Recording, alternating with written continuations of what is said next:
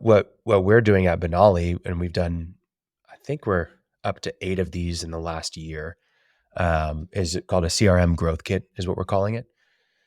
So, and we've done it for tools that are not HubSpot related. We've done it for Jobber, and we've also done it for Buildertrend and JobNimbus.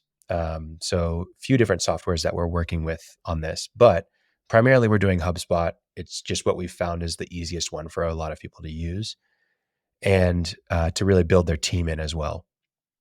But we go in, we have 3 meetings. We have a strategy call, a review call, and then a launch call. And essentially during that strategy call, we're understanding your business and we're building out your contacts inside of HubSpot, the company's feature inside of HubSpot, and then going through your deals and your tickets, which is your production pipeline. And we're understanding everything about them, not only what the standard properties are and what the custom properties are, but what you want as What default across the board. what's a property? I mean, it's literally like Yeah. customer name, Yep. Yep. affiliation, Yeah. source of So the a property lead. for a deal would be like, okay, first name, last name of the lead, phone number, and email, address. Those would be properties, and those would be kind of standard.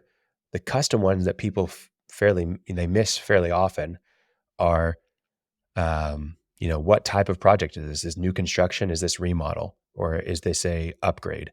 And then they're missing oftentimes what kind of materials are going to be on the job, or what's the material amount going to be when they're doing the sales process? What margin are you going to bid at? Or, depending on how you do your processes, there's a variety of things that you may miss. When is the bid due by? And so if you can have those properties created because they're not standard in HubSpot, but they need to be customized, then it allows you to have more information at your disposal so that you're using less of other tools and having everything clear for everybody that's using that as their one source of Right. truth. Okay. So anyways, we go through that process for all these, and it's really, we implement it so that it's customized to you. And then we end with a pretty thorough hour and a half training on our launch call that shows you exactly how to use it day to day. Now, there's going to be things that you run into that aren't covered during that final launch call. And a lot of we're available to you if you need us, but typically what we've had several people do now is hire us to do some coaching where we meet once a week for a month or every other week for 3 months and go through training and coaching on how to get the most out of this. Man, how do I get my team more incorporated in this? How do I use this feature on the app?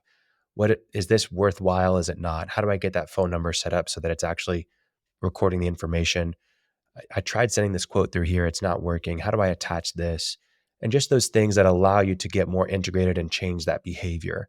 And a lot of times what we're asking is, hey, what are you currently doing when you follow up with people? What's your process? When someone gives you a phone call asking to work with you because they were referred, what's your process?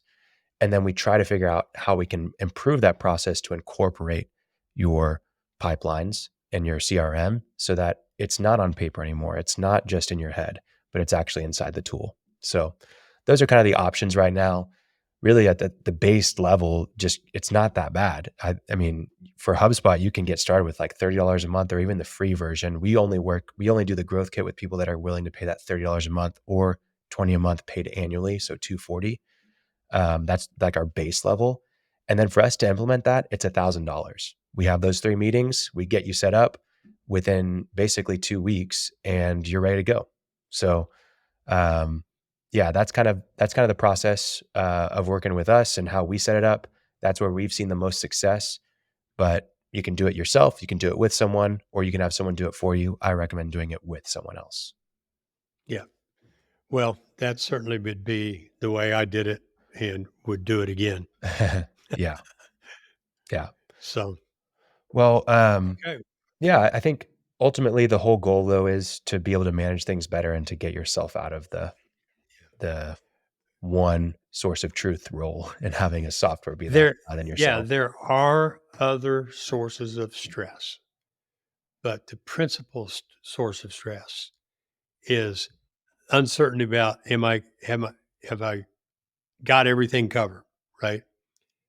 And once you know what to do, I like to say, you've got a lot of work. maybe it's a difficult thing, but when you know what to do, you got work. When you don't know what to do, you got a problem. It's that additional stress and just knowing what to do and being able to do it is a much better position to be in.